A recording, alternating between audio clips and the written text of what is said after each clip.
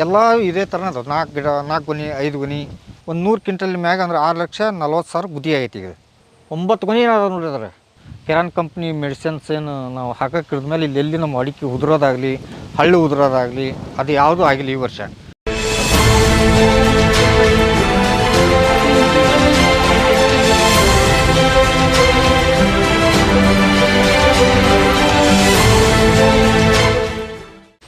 ನಮಸ್ಕಾರ ಆತ್ಮೀಯ ರೈತ ಬಂದವ್ರಿ. ಇವತ್ತು ನಾವು ತೊಗರ್ಸಿ ನಿಯರೆಸ್ಟ್ ತತ್ತೂರು ಭಾಗದಲ್ಲಿ ಮಾಲ್ತೇಶಣ್ಣರ ಪ್ಲಾಟ್ನಲ್ಲಿದ್ದೀವಿ. ನಮಸ್ಕಾರ ಮಾಲ್ತೇಶಣ್ಣ. ನಮಸ್ಕಾರ.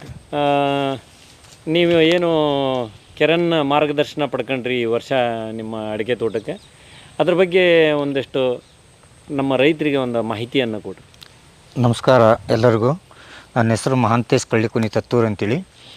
ನಾನು ಇದು 1.25 ಎಕರೆ ಇಲ್ಲಿರ್ತಕ್ಕಂಥ ಈ ಪಾಯಿಂಟ್ನಲ್ಲಿರ್ತಕ್ಕಂಥ ಜಾಗ ತೋಟ. ಇದು ಹೋದ ವರ್ಷ ನಮಗೆ 5ನೇ ವರ್ಷದ್ದು, ಇದು 6ನೇ ವರ್ಷದ್ದು. ಹೋದ ವರ್ಷ 13 ಕ್ವಿಂಟಲ್ ಚಿಲ್ಲರೆ ಅಂದ್ರೆ 13.5 ಕ್ವಿಂಟಲ್ ಆಯಿತು. ಈ ವರ್ಷ ಈಗ ಆಲ್ರೆಡಿ ನಾನು ಮೊನ್ನೆ 6,40,000 ಗುತ್ತಿಗೆ ಕೊಟ್ಟಿದ್ದೀನಿ. ಇದು ಈಗ 100 ಕ್ವಿಂಟಲ್ ಮೇಲೆ ಅವರೇಜ್ ಅಂತ ಹೇಳ್ತಾರೆ, ಬಟ್ ನಾನು ಕಾಟಕ್ಕೆ ಕುಂತಿಲ್ಲ, ನನಗೆ ಗೊತ್ತಾಗ್ತಾಯಿಲ್ಲ ಹೊಸ ತೋಟ ಆಗಿರೋದು. ನಮ್ಮದು ಒಟ್ಟು ಟೋಟಲಿ 6 ಎಕರೆ ಇದೆ, 6 ಎಕರೆ 3 ಗುಂಟೆ ಇದೆ. ಈಗ ಈ ವರ್ಷ ನೋಡಿದಾಗ ನನಗೆ ಕೆರಾನ್ ಕಂಪ್ನಿ ಅವರು ಹೇಳಿದರು 4 ಸಾರಿ ಟ್ರಂಚಿಂಗ್ ಕೊಟ್ಟಿದ್ರು ನನಗೆಲ್ಲ ಮೆಡಿಸಿನ್ಸು.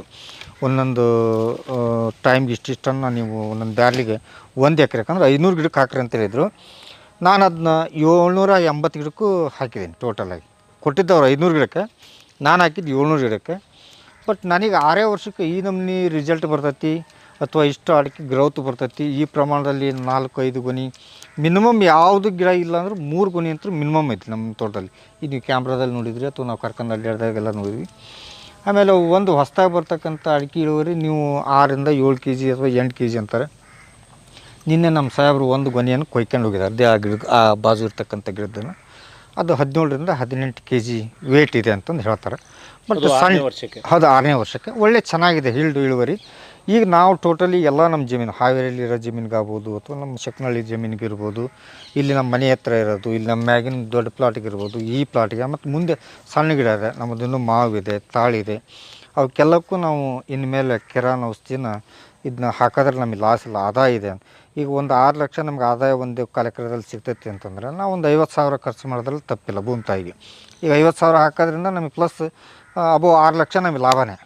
ಹಾಗಾಗಿ ನಾವು ಏನು ಬೇರೆ ಎಲ್ಲ ಮಾಡಿ ನೋಡಿದಾಗ ನಾವು 1 ಲಕ್ಷ ಖರ್ಚು ಮಾಡಿ ನಮಗೆ 2 ಲಕ್ಷ ಆದಾಯ ಸಿಕ್ತಂದ್ರೆ ಅದು ಲಾಸು. ಬಟ್ ಇದು 50,000 ಇನ್ನು ನಮಗೇನು ದೊಡ್ಡ ಅಮೌಂಟ್ ಅನಿಸಲ್ಲ ರೈತರಿಗೆ. ಒಂದು ಭತ್ತ ಬೆಳಿಬೇಕಾದ್ರೆ 1 ಎಕರೆಗೆ ನಾವು ಮಿನಿಮಮ್ 20,000 ಖರ್ಚು ಮಾಡ್ತೀವಿ. 1 ಎಕರೆ ಅಡಿಕೆ ತೋಟಕ್ಕೆ 50,000 ಖರ್ಚು ಯಾವ ಲೆಕ್ಕನಲ್ಲ. ಬಟ್ ನೀವು ಈಗ ಆರ್ಗ್ಯಾನಿಕ್ ಕೇಳೋದು ಯಾವುದೇ ಔಷಧಿ ಸ್ಪ್ರೇ ಮಾಡ್ದಂಗೆ ಈಗ ಆರ್ಗ್ಯಾನಿಕಲ್ಲೇ ಮಾಡಿರಿ, ಪಂಚಾಮೃತ ಮಾಡಿರಿ, ದಶಕವ್ಯ ಮಾಡಿರಿ ಅಂತ ಈ ವರ್ಷದಿಂದ ನಮಗೆ ಮಾರ್ಗದರ್ಶನ ಕೊಡ್ತಾಯಿದ್ರಿ ನೀವು. ಈಗ ನಿಮ್ಮ ಸಚಿನ್ ಸರ್ ಮಾರ್ಗದರ್ಶನದಲ್ಲೇ ನಾವು ಈಗ ಸ್ವಲ್ಪ ಹೆಚ್ಚು ಕಮ್ಮಿ ಒಂದು ಪ್ಲಾಟ್ 13 ಎಕರೆ ಏನಿದೆ ನಮ್ಮ ಶಕ್ನಹಳ್ಳಿದು, ಅದನ್ನು ಅವ್ರ ಅಂಡ್ರಿಗೆ ಕೊಡ್ತೀವಿ. ಆಮೇಲೆ ನಮ್ಮ ಮನೆ ಹತ್ರ ಇರೋದು ಇದು ಮೇಗಿನ ಪ್ಲಾಟ್ ಸಹಿತ ನಾವು ನಿಮ್ಮ ಅಂಡ್ರಿನಾಗೆ ಕೊಟ್ಕೊತೀವಿ. ಅದಾದಮೇಲೆ ಮುಂದಕ್ಕೆ ನಮ್ಮ ಕೈಲಿ ಸಾಧ್ಯ ಮತ್ತು ಮುಂದೆ ನಮ್ಮದು ಇನ್ನೊಂದು ಪ್ಲಾಟ್ ನಮ್ಮ ಬ್ರದರ್ ಅಲ್ಲಿ ಹಾವೇರಿಯಲ್ಲಿ ಇರ್ತಾರೆ, ಆ ಪ್ಲಾಟ್ಗೆ ನಾವು ಅಲ್ಲಿ ತಾಳಿಗೆ ಅದನ್ನ ಬಳಸೋಕೆ ನಾವು ಪ್ರಯೋಗ ಮಾಡ್ತೇವೆ ಈ ವರ್ಷ. ಈಗೇನು ನೀವು ನಮ್ಮ ಲಿಕ್ವಿಡ್ ಹಾಕೋದ್ರ ಜೊತೆಗೆ ದಶಗವ್ಯನೂ ನೀವು ಹೇಳಿದ್ದಕ್ಕೆ ಈ ವರ್ಷ ಸ್ಟಾರ್ಟ್ ಮಾಡೋಣ ಅಂತ. ನಾವು ಇಲ್ಲಿವರೆಗೂ ಮಾಡಿಲ್ಲ. ಹೋದ ವರ್ಷ ನೀವು ಇನ್ನೂ ಒಂದು ಸ್ಪ್ರೈ ಮಾಡೋಕ್ಕಿದ್ರೆ ನನಗೆ ಆರೋಗ್ಯದಲ್ಲಿ ತೊಂದರೆ ಆಗಿದ್ದರಿಂದ ನಾನು ಸ್ಪ್ರೈ ಮಾಡೋಕ್ಕಾಗಲಿಲ್ಲ. ಬಟ್ ಲಿಕ್ವಿಡನ್ನು ನಾವು ಟ್ರಂಚಿಂಗೇ ಮಾಡಿದ್ವಿ 4 ಟೈಮ್ ನೀವು ಕೊಟ್ಟಾಗ. 1 ಟೈಮ್ ಸ್ಪ್ರೈ ಮಾಡೋಕ್ಕೆ ಹೇಳಿದ್ರೆ ಮಾಡಲಿಲ್ಲ.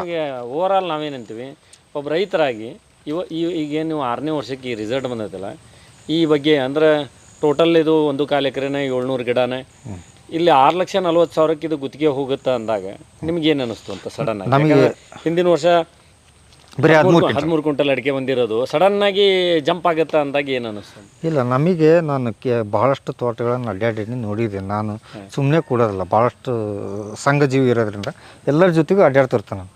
ಬಟ್ ನನಗೆ ನಮ್ಮ ತೋಟ ಇಷ್ಟು ಪ್ರಮಾಣದಲ್ಲಿ, ನಮ್ಮ ಮುಂಚೆವೆಲ್ಲ ಇದಾವೆ, ಹಳೆವೆಲ್ಲ ಇದಾವೆ, ಅವು ಯಾವ ಈ ಪ್ರಮಾಣದಲ್ಲಿ ಬಂದಿಲ್ಲ. ಬಟ್ ಇದು ಬಂದದ್ದು ನಮಗೂ ಆಶ್ಚರ್ಯ ಅನ್ನಿಸ್ತು. ಆಮೇಲೆ ಇದು ಪ್ರಾಯೋಗಿಕವಾಗಿ ನಾವು ಮೊದಲನೇ ವರ್ಷ ಇದು ಮಾಡಿರೋದ್ರಿಂದ ನಮ್ಮ ಬೇರೆ ತೋಟಗಳಿಗೂ ನಮಗಿದು ಮಾದರಿನೇ ಇದು. ಈಗ ಯಾಕಂದ್ರೆ ಹಳೆ ತೋಟ 12 ವರ್ಷದ ತೋಟಗಳು ಇಷ್ಟು ಇನ್ಕಮ್ ಬರ್ತಕ್ಕಂಥ ಲೆವೆಲ್ ಇಲ್ಲ, ಕಮ್ಮಿ ಇದೆ ಆದಾಯ. ಬಟ್ ಇದು ನಮಗೆ ಚೆನ್ನಾಗಿ ಅನ್ನಿಸ್ತು, ಗ್ರೌತ್ ಒಳ್ಳೆ ಚೆನ್ನಾಗಿದೆ. ಈಗ ಮಾಡಿದ್ದು ನೋಡಿ ನಮಗೆ ಈ ವರ್ಷದ ನಾವು ಆದಾಯ ಕಾಕೊಂಡಿವಲ್ಲ ಅನ್ನೋ ಒಂದು ನೋವಾಗಿದೆ. ಬೇರೆ ಪ್ಲಾಟ್ಗೆ ಆ ಪ್ಲಾಟ್ಗೆ ನಾವು ಮಾಡಲಿಲ್ಲ, ಸಾಂಪ್ರದಾಯಿಕವಾಗಿ ನಾವು ಇದು ಮಾಡಿದ್ವಿ, ಅದ್ರ ಜೊತೆಗೆ ಅವ್ನು ಮಾಡಬೇಕಾಗಿತ್ತು ಅನ್ನೋ ಒಂದು ಕೊರಗಿದೆ.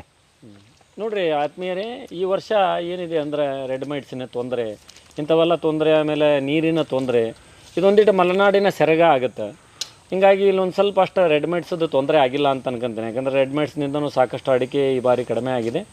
ಏನೋ ನಮ್ಮ ಕಂಪ್ನಿ ಪ್ರಾಡಕ್ಟನ್ನು ಅವ್ರು ಮಾಡ್ಯಾರ ಅನ್ನೋದ್ರ ಜೊತೆಗೆ ಕುರಿ ಗೊಬ್ಬರನೂ ಇದೆ ಇದರಲ್ಲಿ. ಅವರು ನಾರ್ಮಲ್ಲಾಗಿ ಏನು ತಮ್ಮದು ಹಳೆ ಸಂಪ್ರದಾಯದ ಕೆಲಸಗಳನ್ನು ಎಲ್ಲನೂ ಮಾಡ್ತಾಯಿದ್ದಾರೆ. ಅದ್ರ ಜೊತೆಗೆ ಈ ಬಾರಿ ಬಸಿಗಾಲುವೆನೇ ತೆಗೆದಾರೆ. ಇನ್ನೂ ಒಂದು ಬಸಿಗಾಲುವೆನ ಒಂದು 6 ಇಂಚನ್ನು ಹೆಚ್ಚಿಗೆ ಮಾಡೋಕ್ಕೂ ಅವ್ರಿಗೆ ನಾವು ಈಗ ಗೈಡ್ ಮಾಡಲಾಗಿದೆ. ಅಂದರೆ ನಾವಿಲ್ಲಿ ಕೊಟ್ಟಂಥದ್ದು ಏನು 4 ಡೋಸನ್ನು ಅವ್ರು ಏನಂತಾರೆ, ನಾವು 2 ಡೋಸನ್ನು ಅವ್ರಿಗೆ ಕೊಟ್ಟಿರೋದನ್ನು ಅವರು 4 ಬಾರಿ ಹಾಕ್ತಕ್ಕಂಥ ಒಂದು ಪ್ರಾಯೋಗಿಕ ಮಾಡೋದು. ಯಾಕಂದ್ರೆ ನಮ್ಮದು 4 ಡೋಸ್ ಬೇರೆಯೇ ಇರುತ್ತೆ. ಅಷ್ಟು ಕಡಿಮೆ ಹಂತದಲ್ಲಿ ಪ್ರಾಡಕ್ಟನ್ನು ಬಳಕೆ ಮಾಡಿನೂ ಇಂಥ ರಿಚ್ ಆಗಿರ್ತಕ್ಕಂಥದ್ದು ಅಂದರೆ ಭಾರಿ ನಂಬರ್ 1 ರಿಸಲ್ಟ್ ಇದು ಬಂದಿದೆ 6ನೇ ವರ್ಷಕ್ಕೆ. ಈ ಅಡಿಕೆ ಅಂದಾಗ ಎಲ್ಲರಿಗೂ ಸರ್ವೇ ಸಾಮಾನ್ಯ ಯಾರು 6 ವರ್ಷದ ಅಡಿಕೆ ತೋಟಗಳು ಇರ್ತಾವೋ ಅವ್ರಿಗೆಲ್ಲ ಇದು ಗಮನಕ್ಕೆ ಬರ್ತೈತಿ ಅಂತ ನಾನು ಅನ್ಕೊಂತೀನಿ. ಭಾಳ ಚೆನ್ನಾಗಿದೆ ಅಡಿಕೆ. ಮತ್ತು ಅದು ಈ ಹಂತದಲ್ಲಿ ಇವತ್ತು ನಾವೇನು ಬಂದೇವೆ ಡೇಟ್ ಇದು ಜುಲೈ 30, 2024 ನಾವೀಗ ಪ್ಲಾಟ್ನಲ್ಲಿ ಇರೋದು. ಈ ಹಂತದೊಳಗೆ ಈ ಅಡಿಕೆ ಆಲ್ರೆಡಿ ಈಗ ನಾಳೆ ಈ ಅಡಿಕೆನ ನಾಳೆನೂ ಅಥವಾ ಇವತ್ತೇ, ಯಾಕಂದ್ರೆ ಗಾಡಿ ಇವತ್ತೂ ಬರ್ಬೋದಿಲ್ಲ, ಯಾಕಂದರೆ ಪಕ್ಕದ ತೋಟದಲ್ಲೇ ಈಗ ಅವರು ಹಾರ್ವೆಸ್ಟ್ ಮಾಡ್ತಾಯಿದ್ದಾರೆ. ನಾಳೆನೇ ಇದು ಅಡಿಕೆ 1ನೇ ಹಾರ್ವೆಸ್ಟು ಕೂಡ ಆಗುತ್ತೆ, ಗುತ್ತಿಗೆಯಲ್ಲಿರೋದು. ಅದಕ್ಕೆ ನೀವು ಅಂದರೆ ಸಂಪೂರ್ಣ ಮಾರ್ಗದರ್ಶನ ನಿಮಗೇನು ಈಗ ಮಲ್ಲೇಶಣ್ಣವ್ರು ನಾವೇನಂತೀವಿ ಅಂದರೆ, ಇಲ್ಲಿ ನಿಮಗೆ ಕಿರಣ್ ಮಾರ್ಗದರ್ಶನ ಹೇಗೆ ಅನ್ನಿಸ್ತು ಅಂತ, ಅಂದರೆ ಎಲ್ಲ ಮಾಹಿತಿಗಳನ್ನು ಅವ್ರು ಕೊಡ್ತಾ ಇದ್ದಾರೋ ಇಲ್ಲೋ ಅಂತ. ಅಲ್ಲ, ಭಾಳ ಇನ್ನೊಂದು ಆಶ್ಚರ್ಯಕರ, ಬಹಳಷ್ಟು ಕಂಪ್ನಿಗಳು ಯಾರಾದರೂ ಬಂದು ನಮಗೆ ಏನಾದರೂ ನಮ್ಮ ಮಾಹಿತಿ ಕೊಡ್ಬೇಕಂದ್ರೆ ಅಮೌಂಟ್ ಫೀಸ್ ತಗೊಳ್ತಾರೆ. 2,000 ಕೊಡ್ರಿ, 5,000 ನಮ್ದು ಅಮೌಂಟ್ ಇದೆ ಹಾಗಂತ ಹೇಳ್ತಾರೆ. ಬಟ್ ನಮಗೆ ಸಚಿನ್ ಸರ್ ಬಂದಾಗ ನಮ್ಗೆ ಅಮೌಂಟ್ ಯಾವುದೂ ಕೇಳಲಿಲ್ಲ. ಅವ್ರೇನು ಹೇಳೋರು, ನಮ್ಮದನ್ನು ನೀವು ಪ್ರಾಯೋಗಿಕವಾಗಿ ಮಾಡಿರಿ, ನಿಮಗೆ ಅನುಕೂಲ ಆದ್ರೆ ನಮ್ಮ ಈ ಔಷಧಿಯನ್ನು ಸಿಂಪಡಣೆ ಮಾಡಿರಿ ಅಥವಾ ಲಿಕ್ವಿಡನ್ನು ಹಾಕಿರಿ, ಈ ಥರ ಹೇಳಿದರು. ಆಮೇಲೆ ಅವರು ವಿಶೇಷವಾಗಿ ನೀವೇ ಮೆಡಿಸಿನ್ ಮಾಡ್ಕೊಳ್ರಿ ಅಂತಕ್ಕಂಥದ್ದು ಒಂದು ಮನೋಭಾವನೆ ಅವರಲ್ಲಿದೆ.